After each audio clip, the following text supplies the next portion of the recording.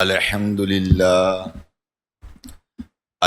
للہ رب العالمین والصلاة والسلام علی سید المرسلین اما بعد فاعوذ باللہ من الشیطان الرجیم بسم اللہ الرحمن الرحیم ان اللہ وملائکتہ یصلون علی النبی يا أيها الذين آمنوا صلوا عليه وسلموا تسليما اللهم صل على سيدنا ومولانا محمد النبي الأمي الحبيب العالي القدر العظيم الجاه وعلى آلہ وصحبہ وبارک وسلم اللہم اغفر لی امتی محمد صلی اللہ علیہ وآلہ وسلم اللہم اصلح لی امتی محمد صلی اللہ علیہ وآلہ وسلم اللہم تجاوز عن امتی محمد صلی اللہ علیہ وآلہ وسلم اللہم اجعلنا من امت محمد صلی اللہ علیہ وآلہ وسلم اللہم یا ربی اسألک بحق محمد صلی اللہ علیہ وآلہ وسلم لما غفرت لی اللہم انت ربی لا الہ الا انت خلقتنی وانا عبدک وأنا على عهدك ووعدك ما استطعت أعوذ بك من شر ما صنعت وأبوء لك بنعمتك علي بذنبي فاغفر لي فإنه لا يغفر الذنوب إلا أنت واغفر لكل مؤمن ومؤمنة اللهم مغفرتك أوسع من ذنوب رحمتك أرجع عندي من عملي اللهم مغفرتك أوسع من ذنوب رحمتك أرجع عندي من عملي اللهم مغفرتك أوسع من ذنوب ورحمتك أرجع عندي من عملي آمين وخاتم النبيين صلى الله عليه وآله وسلم الصلاة والسلام عليك يا رسول الله وعلى آلك وصحابك يا حبيب الله الصلاة والسلام عليك يا نبي الله وعلى آلك وصحابك يا نور الله نويت سنة الاعتكاف اللهم صل وسلم وبارك على سيدنا ومولانا محمد النبي الأمي الحبيب العالي القدر العظيم الجاه وعلى آلہ وصحبہ وسلم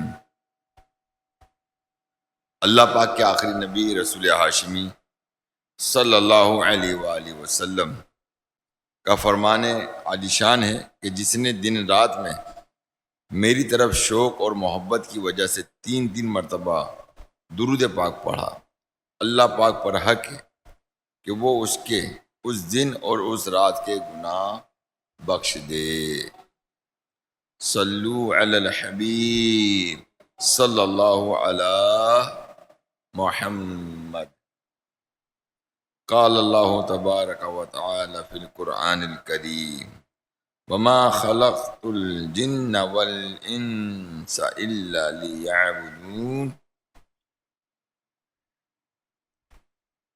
صلو علی الحبیب صلی اللہ تعالی علی محمد میرے میٹھے محترم اسلامی بھائیو، سفر شریف کا مبارک مہینہ یعنی 20 سفر شریف کو عالم اسلام کی مشہور و معروف ہستی تاجدار لاہور حضور داتا گنج بخش علی حجویری رحمت اللہ تعالی علیہ کا عرس پاک ہوتا ہے۔ آپ نجیب الطرفین ہیں. اچھا، نجیب الطرفین جو ہے نا، ان کو کہا جاتا ہے کہ جو والدین کی طرف سے حسنی حسینی ہوتے ہیں، کیونکہ ایک سید زادے جو ہیں وہ حضرت حسن رضی اللہ تعالیٰ عنہ سے اور حضرت حسین رضی اللہ تعالیٰ عنہ سے ہیں.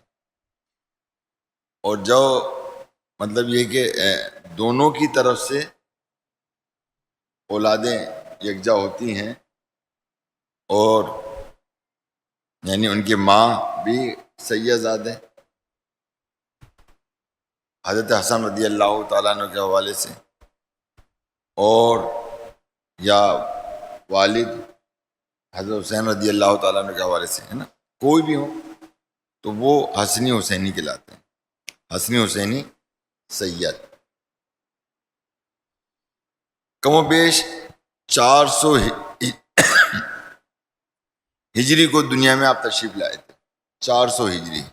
اندازہ کیجئے کہ حضور غوث پاک رضی اللہ تعالیٰ عنہ سے بھی پہلے کے بزرگ ہمارے اس پاکستان لاہور میں جلوہ افروز رہے، اور آج بھی جلوہ افروز ہے الحمدللہ. اور خواجہ غریب نواز رحمۃ اللہ تعالی علیہ سے بھی پہلے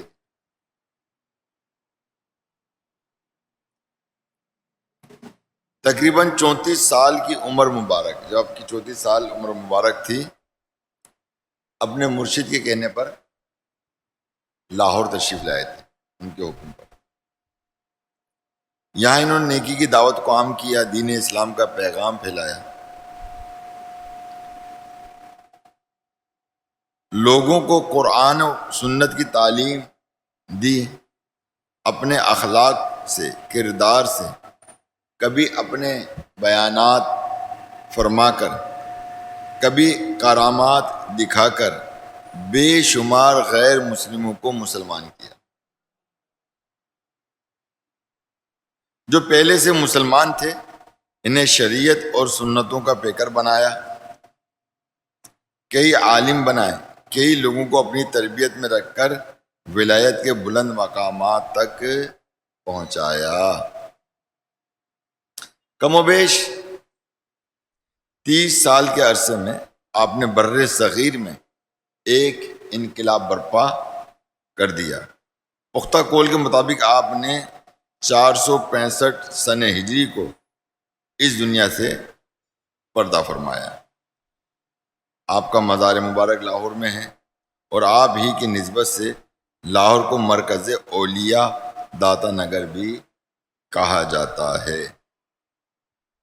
تو میرے میٹھے محترم اسلام بھائیو، الحمدللہ اللہ تبارک و تعالی نے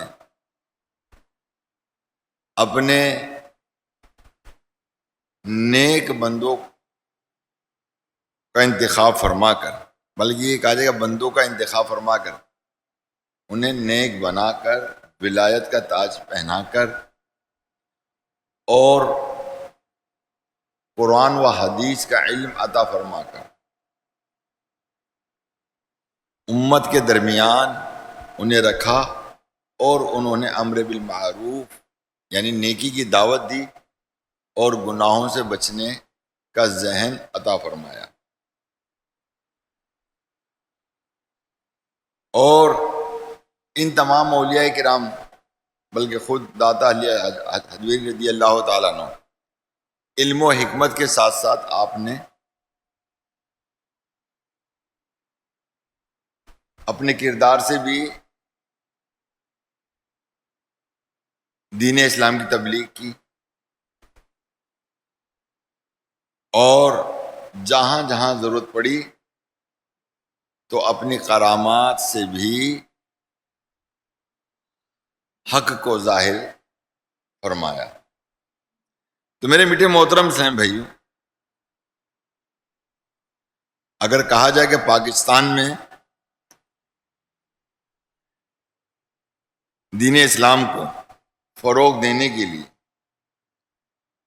خواجہ غریب نواز رحمۃ اللہ تعالی علیہ سے قبل اگر کوئی ہستی تھی، وہ حضرت داتا علی حجویری رضی اللہ تعالیٰ عنہ تھے، کہ جنہوں نے لاہور پہنچ کر جو ہے الحمدللہ دین کی خدمت کری۔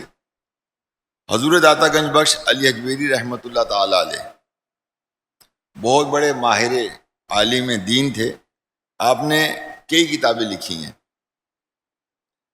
مگر افسوس کہ اب آپ کی ساری کتابیں تو نہیں، البتہ ایک زبردست کتاب کشف المحجوب مل جاتی ہیں۔ پہلے ظاہر ہے کہ جب کتابیں لکھی جاتی تھی تو ظاہر ہے کہ جو عالم دین ہوا کرتے تھے وہ ہاتھوں سے کتابیں لکھا کرتے اپنے ہاتھ سے، اور وہ کتابیں لکھ کر پھر وہ بعد میں کتابوں پہ کتابیں وہ بنائی جاتی تھیں، اور ظاہر ہے جو کتابیں محفوظ ہو گئیں تو وہ آج تک محفوظ ہیں، اور بعض ظاہر ہے کہ وہ کتابیں جو ہیں وہ محفوظ نہیں رہ سکیں۔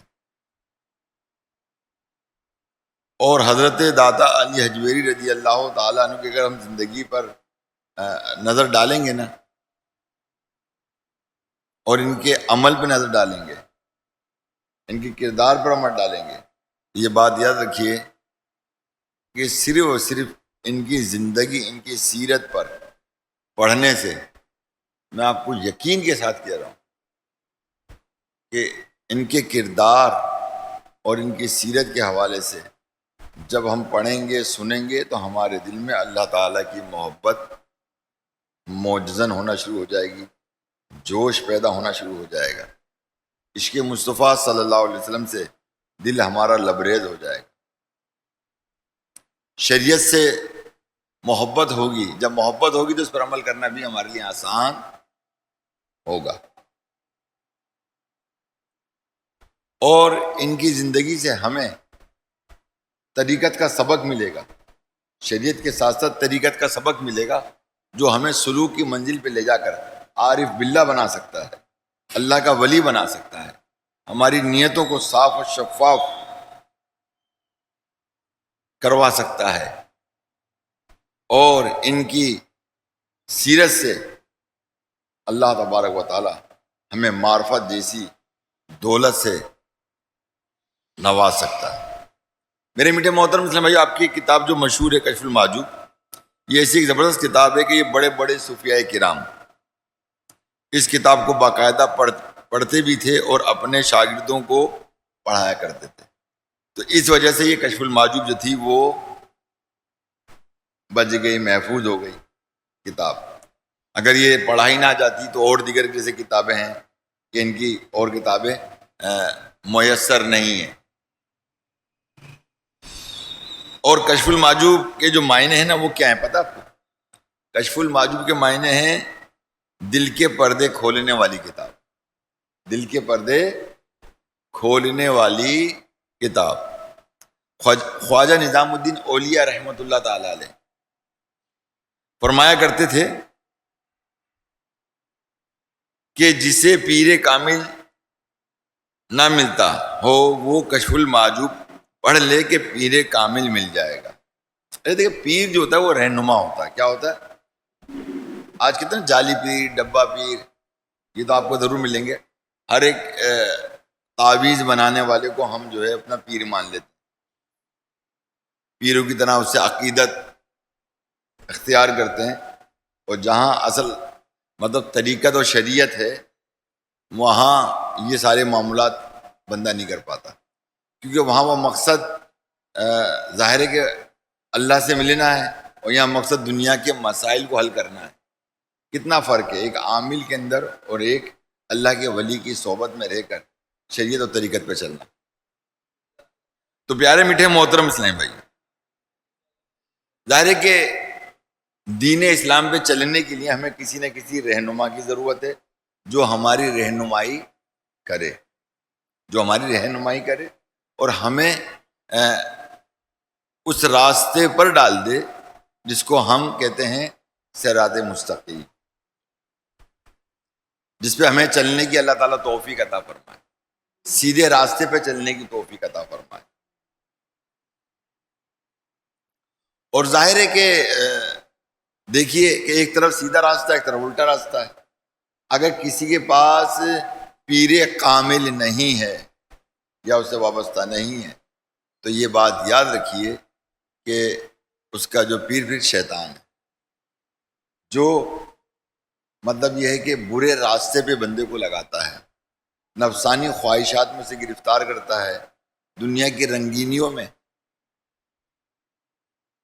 غرق کرتا ہے، اور اپنی انا اور تکبر میں اور دنیا کی جھوٹی شان و شوکت میں زندگی گزارنے کا خواہش مند ہوتا ہے۔ بہرحال میرے میٹھے محترم اسلامی بھائیوں، کشف المحجوب یعنی دل کے پردے کھولنے والی کتاب ہے۔ سب سے پہلے کشف المحجوب میں داتا حضور رحمت اللہ تعالی علیہ نے معرفت کو بیان کیا ہے۔ اس کو معرفت ہے نا، معرفت الہی، یعنی آدمی کے دل کے پردے کھولنے والی سب سے پہلی چیز اللہ کی پہچان ہے۔ کس کی پہچان ہے؟ اللہ کی پہچان۔ معرفت بہت اہم موضوع ہے، اور معرفت کہتے کسے ہیں؟ اللہ پاک کی معرفت ملنے کے فضائل کیا ہیں؟ معرفت ملتی کیسے ہے؟ ہم کون کون سے عملی طریقے سے اپنا کر درجہ عرفان حاصل کر سکتے ہیں؟ کشف المحجوب شریف کی روشنی میں آج ہم سیکھنے کی سعادت حاصل کرنے کی کوشش کریں گے انشاءاللہ۔ یوں داتا حضور رحمت اللہ تعالیٰ علیہ کا بھی ذکر خیر ہو جائے گا، اور ہمیں انشاءاللہ تعالیٰ سیکھنے کے اسباق بھی مل جائیں گے۔ میرے میٹھے محترم اسلام بھائیو، اللہ تبارک و تعالیٰ نے ارشاد فرمایا وَمَا خَلَقْتُ الْجِنَّ وَالْإِنسَ إِلَّا لِيَعْبُدُونَ، اور میں نے جن اور آدمی اس لیے بنائے کہ میری عبادت کریں۔ مشہورہ قرآن پاک کے ہم سنتے ہوئے آئے ہیں، یہ آیت مبارکہ ترجمہ سنتے ہوئے آئے ہیں کہ اللہ نے ہمیں جو پیدا فرمایا ہے اپنی عبادت کے لیے۔ کس کے لیے؟ اپنی عبادت کے لیے۔ آپ اگر اپنا بچے کو پالتے ہیں، اس کو اچھا تعلیم دلاتے ہیں، اس کو انجینئر ڈاکٹر بناتے ہیں، تو اس کا مقصد ہے نا کچھ کہ دنیا کے اندر وہ عیش و عشرت سے رہے۔ اپنے والدین نے جس طرح مطلب والد صاحب نے اس کو ڈاکٹر یا انجینئر یا بریگیڈیئر بنایا ہے، تو اب بڑھاپے کے اندر وہ اس کا سہارا بنے۔ مقصد ہوتا، یہی مقصد ہوتا نا دنیا کے اعتبار سے اگر دیکھا جائے تو لہذا ہمیں جو پیدا کیا گیا ہے اس کا بھی کوئی نہ کوئی مقصد، اور وہ مقصد اللہ تبارک و تعالیٰ نے جو ہے فرمایا کہ میں نے جن اور انس یعنی آدمی اس لیے بنایا کہ وہ میری عبادت کریں۔ اب اس پر امام مجاہد رحمت اللہ تعالیٰ نے، جو علم تفسیر کے بہت بڑے امام ہیں، فرماتے کہ اس آیت میں عبادت سے مراد جو ہے وہ معرفت الہی کیا ہے؟ اللہ کی پہچان۔ ویسے تو ہم ٹکرے مارتے رہتے ہیں، رکوع سجود کرتے رہتے ہیں، مگر اگر دل کی گہرائیوں سے دیکھیں گے تو در حقیقت میں جو ہے وہ عبادت کرنا جو ہے وہ معرفت ہے۔ یعنی آیت کا مطلب یہ ہوگا کہ میں نے جن اور انسان اس لیے پیدا فرمائے تاکہ وہ میری معرفت جو ہے حاصل کر لیں، مجھے پہچان لیں کہ تمہارا کوئی نہ کوئی رب ہے، تمہیں پالنے والا، تمہیں پیدا کرنے والا، تمہیں چلانے والا، جو تم ایک دوسرے کو دیکھتے ہو دکھانے والا، جو تم سنتے ہو سنانے والا، جو دلوں میں محسوس کرتے ہو وہ محسوس دلانے والا۔ میرے میٹھے محترم صاحب بھائیوں کہ اس پر ایک حدیث قدسی ہے۔ اچھا، حدیث قدسی جو ہے وہ ظاہر ہے کہ میں نے کئی بار بتایا اور پھر آپ کو بتاتا چلوں کہ حدیث قدسی جو ہے زبان جو ہے حضور علیہ الصلوۃ والسلام کی مبارک زبان، اور کلام جو ہے اللہ تعالیٰ کا، یہ اللہ تعالیٰ ارشاد فرماتا ہے، محبوب علیہ السلام نے فرمایا، ٹھیک ہے نا۔ اور یہ اس کو حدیث قدسی کو غیر قرآن بھی کہتے ہیں، یہ یاد رکھیے گا کیونکہ دونوں کا نزول جو ہے وہ ایک ہی انداز ہے، مگر اس کو قرآن کہہ دیا گیا اور اس کو حدیث قدسی کہہ دی۔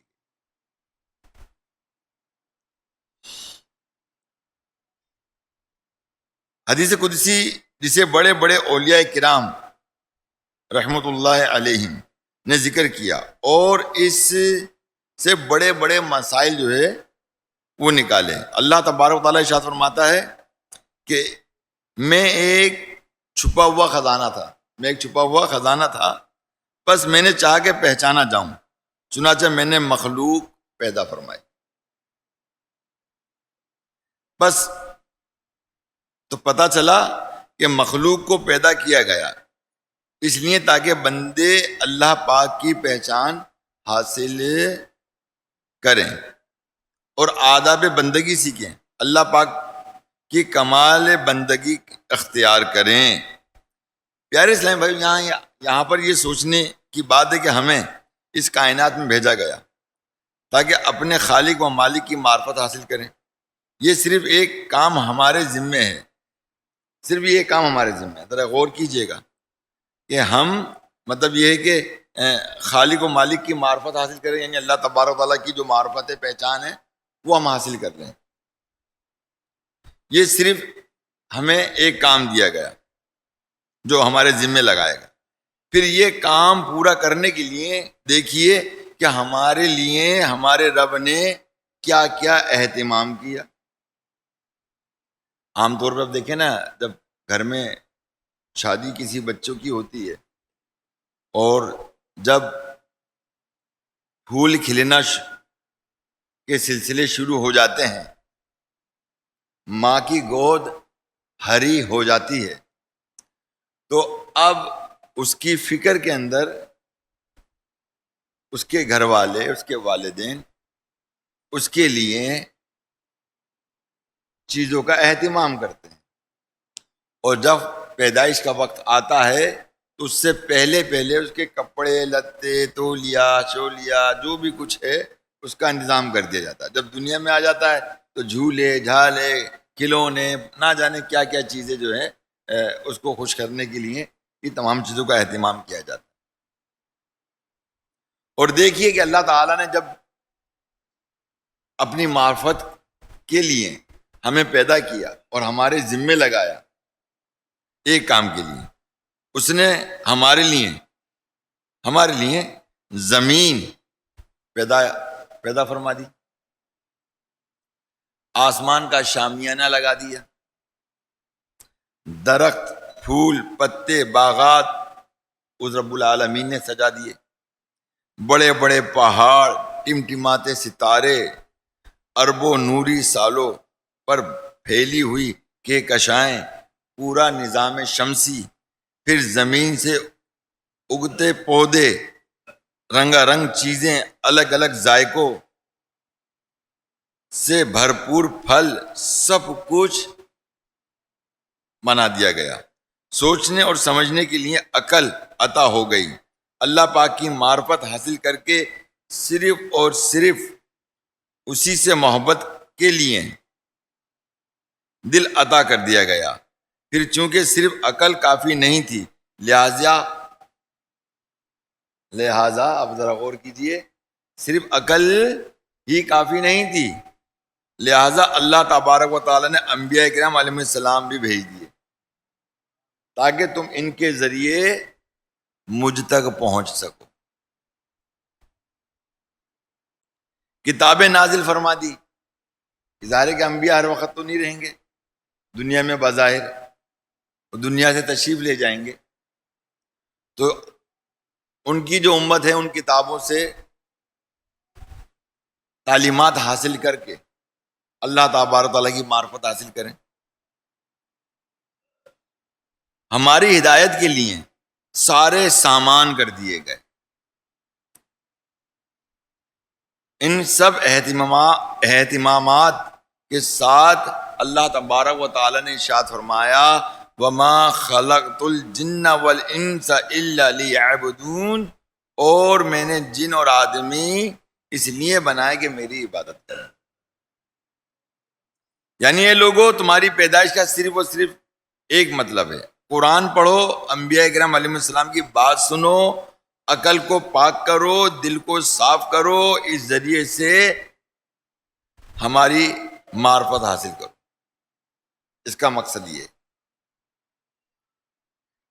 اب ذرا سوچیے، اگر ہم دنیا میں آ کر کوٹیاں بھی بنا لیں، کاریں بھی خرید لیں، بینک بیلنس بھی بڑھا لیں، کاروبار بھی پھیلا لیں، کئی ملکوں تک اپنے کاروباروں کی شاخیں بھی کھول لیں، اربوں پتی ہو جائیں، مگر اپنی تخلیق کی بنیادی ترین مقصد اللہ پاک کی معرفت یعنی پہچان حاصل کرنا ہی پورا نہ کر سکیں، تو بتائیے ہم نے یہاں آ کر کیا کمایا؟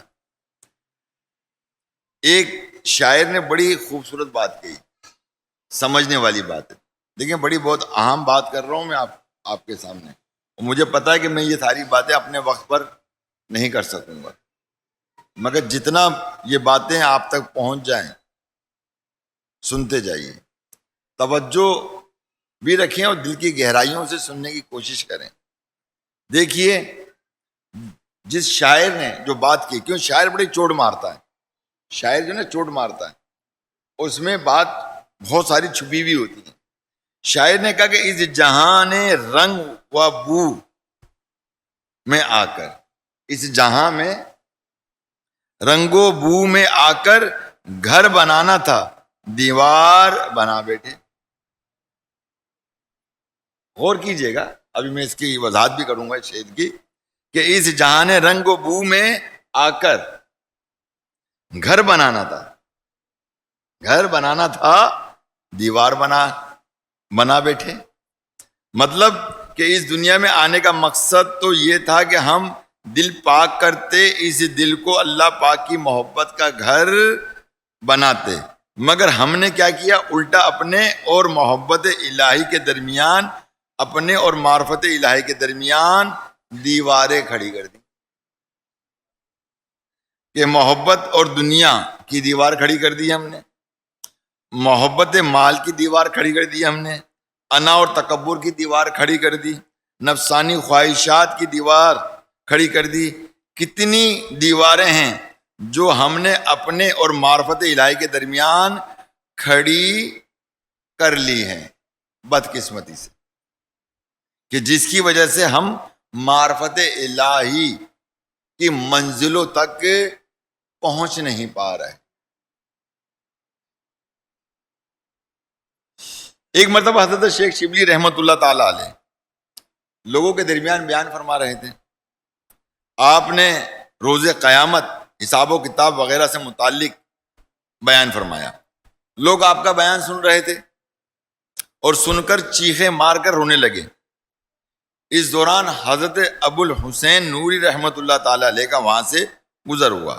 آپ نے فرمایا، اے شبلی، قیامت کا حساب بہت طویل ہوگا، اس کا خلاصہ صرف 2 باتیں ہیں۔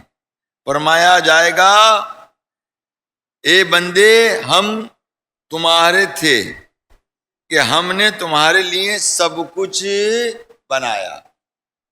کیا فرمایا؟ کہ ہم تو تمہارے تھے کہ ہم نے تمہارے لیے سب کچھ بنایا، اب تم بتاؤ کہ تم کس کے تھے، کہ تم نے زندگی کس کی طلب میں گزاری۔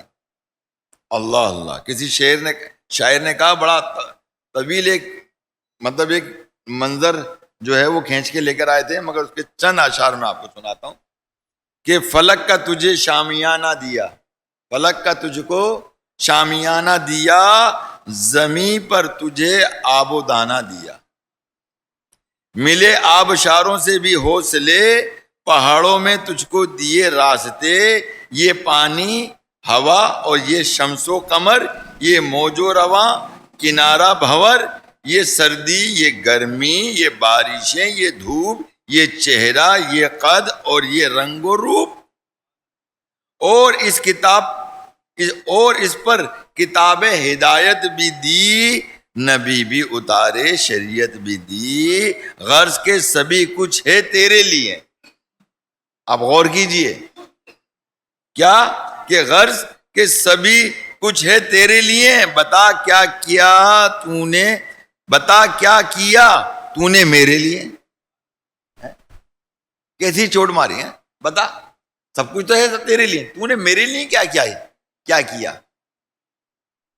بس صرف دنیا کی آشائش گزارنے کے لیے، اس کو آسانی کے لیے جو ہے ہم ہر وقت وہ کام کرنے کے لیے تیار ہیں، چاہے ہم مسجد سے منہ موڑیں، اللہ کی عبادت سے منہ موڑیں، اس کی معرفت سے منہ موڑتے کوئی پرواہ نہیں ہے. اللہ کے محبوب بندہ بننے کے کوئی پرواہ نہیں، بس دل کو تسلی دینا ہے کہ اللہ تعالیٰ تو ماں سے 70 درجے محبت کرتا ہے. ایسے ہم نے اپنے اندر نقطوں کو جگہ دے رکھی ہے کہ جو ہمیں جو ہے نیک عمل کرنے نہیں دیتے. اسی طرح وہ جو فضائل والی روایتیں ہیں، حدیثیں ہیں، ہم سنتے ہیں تو سبحان اللہ ماشاء اللہ نکلتی ہے، مگر ہم غور یہ نہیں کرتے کہ یہ فضیلت اصل میں ہے کس کے لیے. یہ بھی نہیں پتا ہوتا کہ چھوٹے چھوٹے عمل ہوتے ہیں جس کی فضیلتیں زیادہ ہوتی ہے، جس کا ثواب زیادہ ہوتا ہے. بے شک وہ ہمارے لیے تو ہے، مگر وہ کب اور کس صورت میں ہے یہ مجھے بتائیے. جب ہمارے فرائض اور واجبات پورے ہوں گے تو یہ تمام فضیلتیں اور برکتیں ہمارے لیے ہوں گی. یہ بات یاد رکھیے گا. تو لہذا میرے میٹھے محترم اسلامی بھائیوں، قرآن کریم نے دیکھیے کہ ہمیں کیسے جھنجھوڑا اور ہمیں خواب غفلت سے جاگنے اور معرفت الہی کے سفر شروع کرنے کی ترغیب دلائی. سنیے، افلا ینظرون الی الابل کیف خلقت، تو کیا وہ اونٹ کو نہیں دیکھتے کہ کیسا بنایا گیا ہے. اونٹ کی تخلیق کے بارے میں شاید آپ کو پتہ بھی نہیں ہو کہ اونٹ کس طرح سے پیدا ہوا. آپ دیکھتے ہیں اونٹ ایک پہاڑ کی مانند نظر آتا ہے، ایسے ہی ہے نا. یہ ایک نبی علیہ السلام کا معجزہ ہے. کوئی ایسی مخلوق ہمیں دکھائیے، آپ اللہ کے نبی ہو، تو پہاڑ میں سے یہ اونٹ نہیں نکلی. بہرحال یہ بھی قرآن کا ایک واقعہ ہے اس حوالے سے، ٹھیک ہے نا. چلیے آگے چلتے ہیں. دیکھیے جھنجھوڑا جا رہا ہے کہ اونٹ پر غور کیوں نہیں کرتے، اس کی خلقت کو سمجھو، اس بارے میں سائنسی تحقیق کر کے قدرت کی کاریگری کو دیکھو کہ یہ صرف سواری نہیں ہے، معرفت حاصل کرنے کا ذریعہ ہے. مگر اس ذریعہ معرفت کے ساتھ ہم کیا رویہ اختیار کرتے ہیں. ساحل سمندر پہ گھومنے جائیں تو اونٹ کا جھولا لے کر واپسی آ جاتے ہیں. جو معرفت حاصل کرنے کا ذریعہ تھا، ہم نے اسے محض سیر و تفریح کا سامان بنا لیا بدقسمتی سے. آپ دیکھیں تو صحیح، ایک کتاب ہے عجائب القرآن و غرائب القرآن. اس میں قرآن کے ایسے عجائب بیان کیے گئے ہیں، جس میں سے ایک عجائب اونٹ کی تخلیق کا بھی ہے. آپ اس کو پڑھیں گے نا ایمان بھی تازہ ہوگا. میں تو کہوں گا کہ آپ جائیں قرنگی نمبر 4 پر جا کے یہ کتاب لے کر آئیں. سارے قرآنی واقعات مختصر طور پر اس میں لکھے ہوئے ہیں. اس کو پڑھیں تاکہ ایمان تازہ ہوگا. جب ایمان تازہ ہوگا تو اللہ تبارک و تعالیٰ کے قریب ہمارا دل ہوگا.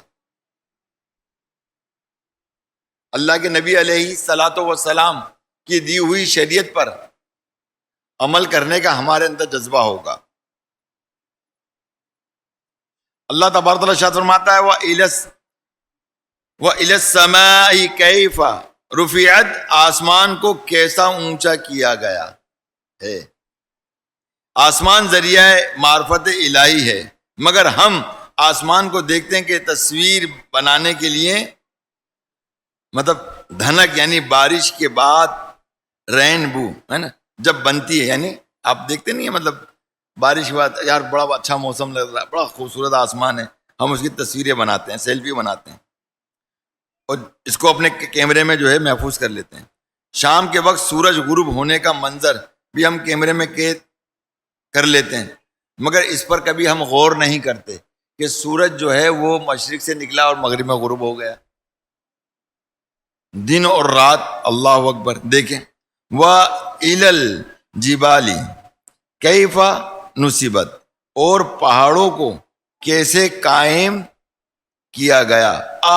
ہمارے ہاں پہاڑوں اور علاقوں کے سفر تو ہوتے ہیں مگر پہاڑوں کو دیکھ کر قدرت خداوندی پر غور کرنے کے لیے نہیں بلکہ بدقسمتی سے سیر و تفریح کرنے کے لیے ہے. وَإِلَى الْأَرْضِ كَيْفَ سُطِحَتْ, کہ زمین کو کیسے بچھائی گئی ہے. آپ کو پتہ ہے سارا جہاں یہ جو تھا پانی ہی پانی تھا, صرف جہاں پہ مکہ شریف ہے نا, یہاں سے پوری زمین کو بچھایا گیا ہے, پوری زمین کو بچھایا گیا ہے. مگر ہم غور نہیں کرتے. مطلب یہ کہ ہم دیکھیں کہ اللہ تعالیٰ نے آسمان, زمین, چرند پرند ہیں, ہم ایک بیج بوتے ہیں, وہ پیدا ہوتا ہے, وہ درخت بن جاتا ہے, درخت بننے کے بعد اس میں پھول کھلتے ہیں, پھول کھلنے کے بعد اس میں جو ہے پھل لگنا شروع ہو جاتے ہیں. یہ سب کچھ کیسے ہوتا ہے یار؟ کون ہے اس کے پیچھے؟ کون سی ایسی طاقت ہے کہ جو اس کو چلا رہی ہے؟ ہم نے کبھی غور نہیں کیا, ہم نے کبھی غور نہیں کیا. ہم اس پہ غور نہیں کرتے. اس میں معرفت الہی میں ملتی ہے کہ گندم جو ہے اگتا کہیں اور ہے, پستا کہیں اور ہے, پہنچتا کہیں اور ہے, اور داخل کسی اور گھر میں ہوتا ہے. گوندا کہیں اور جاتا ہے, اور کھانے والا کوئی اور ہوتا ہے, کھانے والا کوئی اور ہوتا ہے. تو اس کے اندر بھی ہم دیکھ سکتے ہیں. مگر افسوس پیارے میٹھے محترم اسلامی بھائیوں, ہماری ساری زندگی خریدنے یا اس کے مطلب جھگڑوں میں ہی کٹ جاتی ہے زمین کے. حالانکہ یہ زمین معرفت الہی کا ذریعہ ہے, اس پہ ہمیں غور کرنے کو کہا گیا ہے. اللہ تبارک و تعالیٰ ارشاد فرماتا ہے اولم یتفکروا فی انفسہم, کیا انہوں نے اپنے دلوں میں غور و فکر نہیں کیا. اب بتائیے, قرآن خود کہہ رہا ہے, کیا انہوں نے اپنے دلوں میں کوئی غور و فکر نہیں کیا؟ سب کچھ ہمارے سامنے آیا ہے.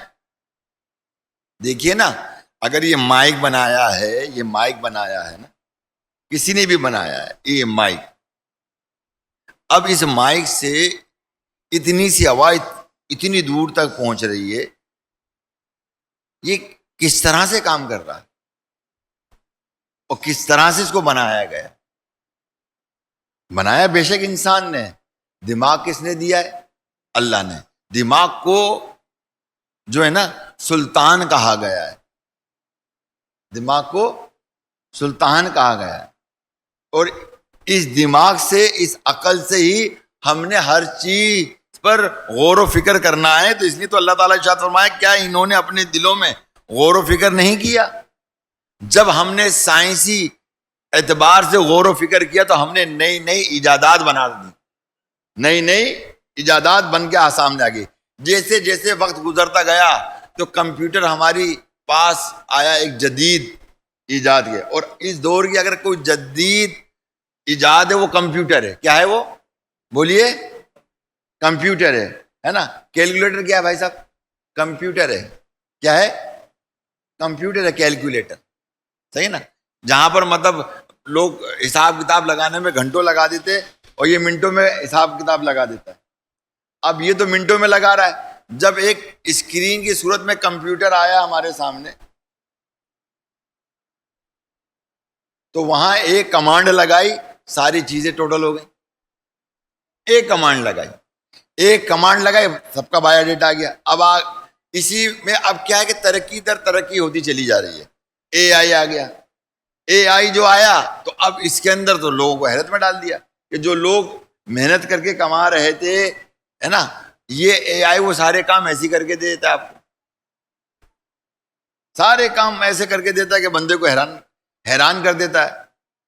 آپ کا میڈیا سے تعلق ہے, آپ نام ڈال دیں, آپ کے بارے میں بتا دے گا, آپ کے بارے میں بتائے گا. ابھی کیسے بتا دیتا؟ وہ ایسے بتاتا ہے کہ آج ہر ایک کے پاس اینڈرائڈ موبائل ہے. کیا ہے؟ بولیے.